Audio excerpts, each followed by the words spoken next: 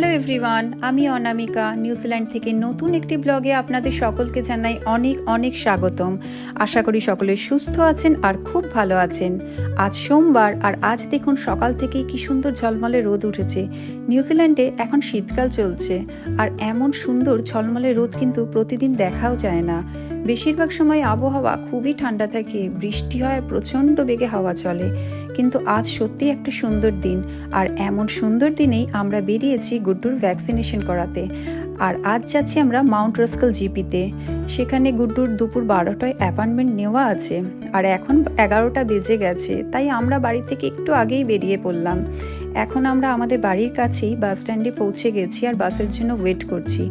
এত সুন্দর রোদে বসে থাকতে সত্যি খুব ভালো লাগছে। তো চলুন দেরি না করে বাসে ওঠা যাক, আর আপনারাও চলুন আমাদের সাথে গুড্ডুর ভ্যাকসিনেশন করাতে।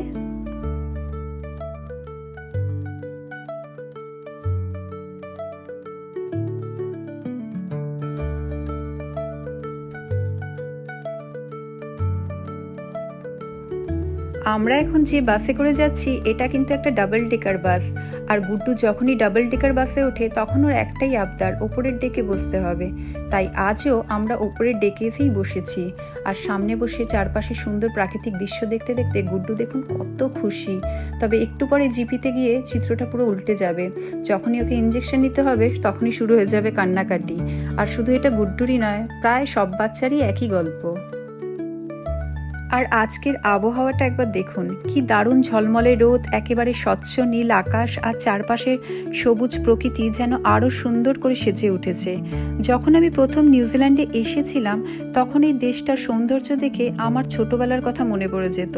ছোটবেলায় যখন আমরা আঁকার খাতায় রং তুলি দিয়ে যেমন নীল আকাশ, সবুজ প্রকৃতির ছবি আঁকতাম, নিউজিল্যান্ডে এসে আমার মনে হয়েছিল সেই ছবিটাই যেন এখানে বাস্তবে জীবন্ত হয়ে উঠেছে। সত্যিই মনে হয় স্বয়ং ঈশ্বর যেন নিজের হাতে রং তুলি দিয়ে পুরো নিউজিল্যান্ডটাকে ছবির মতো নিখুঁত করে এঁকে দিয়েছেন। আর হয়তো এই অপূর্ব প্রাকৃতিক সৌন্দর্যের কারণেই নিউজিল্যান্ডকে পৃথিবীর অন্যতম সুন্দর দেশ হিসেবে গণ্য করা হয়।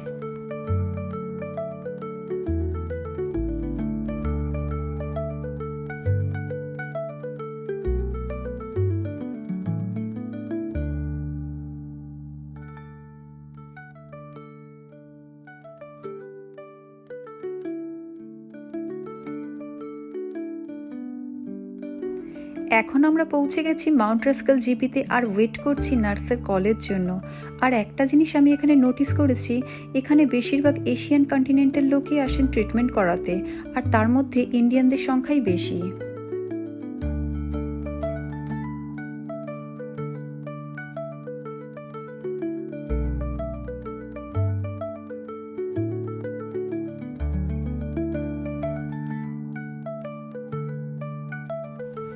এখানে নার্স গুড্ডুর হাইট আর ওয়েট মেপে নিলেন এবং তারপর আমাদের কাছে জেনে নিলেন ওর কোনো খাবারে অ্যালার্জি আছে কিনা, এবং ওর পুরো মেডিকেল হিস্ট্রিটা ভালোভাবে জেনে নিয়ে ওর ভ্যাকসিনের সমস্ত রেকর্ড আর রিপোর্ট চেক করে নিলেন। তারপর আমি একটা বিষয় দেখে সত্যি খুব অবাক হয়ে গেলাম। গুড্ডুর টেম্পারেচার মাপার জন্য সাধারণ থার্মোমিটার ব্যবহার না করে কানের ভেতর একটা ইয়ার থার্মোমিটার দিয়ে কয়েক সেকেন্ডের মধ্যে টেম্পারেচারটা মেপে নিলেন। এটা আমার কাছে সত্যি একটা নতুন এক্সপিরিয়েন্স।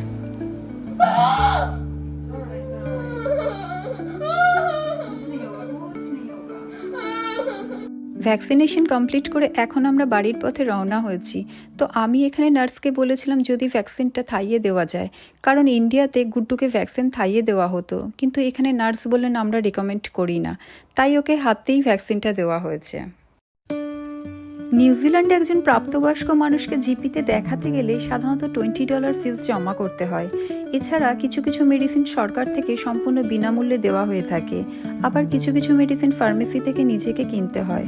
কিন্তু শিশুদের ক্ষেত্রে অনেক সুবিধা রয়েছে, যেমন শিশুদেরকে জিপিতে দেখানোর জন্য কোনো রকম ফিস জমা করতে হয় না। এছাড়াও ভ্যাকসিনেশন সম্পূর্ণ গভর্নমেন্ট থেকে বিনামূল্যে দেওয়া হয়ে থাকে এবং প্রয়োজনীয় সমস্ত রকম মেডিসিন বিনামূল্যে দেওয়া হয়ে থাকে। শিশুদের স্বাস্থ্যসেবার জন্য নিউজিল্যান্ড সরকারের এই উদ্যোগ সত্যি প্রশংসনীয়।